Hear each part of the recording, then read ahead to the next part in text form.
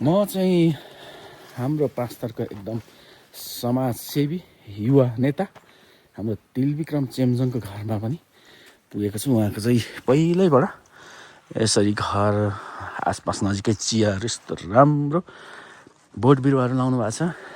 यहाँ सावर टोइलेट दामी छ। उहाँको चाहिँ पहिल्यैदेखिको सोख यसरी बोट बिरुवाहरू।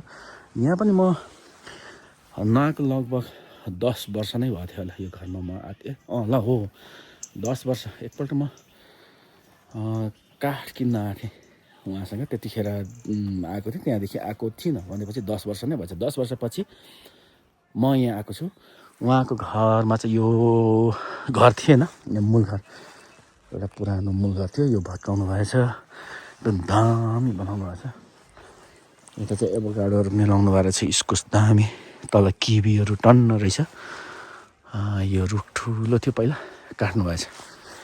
एकदम दामी तरिकाले बस्नु भएको छ हाम्रो तिलविक्रम दाइ। उहाँ चाहिँ अहिले हुनुहुन्न रहेछ, कहाँ जानुभएछ। अझ निर्माण गरिराख्नु भएको छ, एउटा के बनाउँदै हुनुहुँदो रहेछ।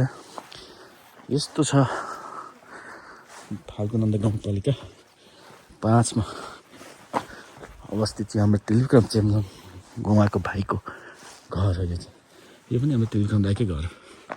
सुन्तला चाहिँ दामी यति सानो एउटा गार्डन बनाएर सुन्तला चाहिँ दामी फलाउनु भएको छ यहाँ।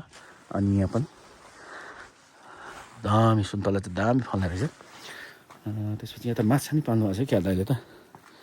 अब तिलविक्रम दाइले यहाँ त माछा त होइन, त गम्बुड मात्रै पाल्नु भएको जस्तो छ। माछाको ठाउँमा गम्बुड, यता पनि रहेनछ माछा।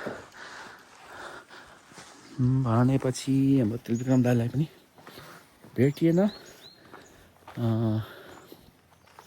यहाँ तल उहाँको गार्डन, फलफुलदेखि लिएर अलैँची बारीहरू टन्न छ यहाँ मुनि।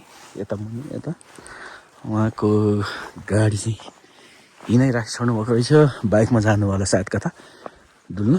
म पनि सानो बाइकै लिएर आएको छु यहाँ आज भन्दै मेरो छोटो भिडियोलाई यहीँ अन्त्य गर्न चाहन्छु। By by.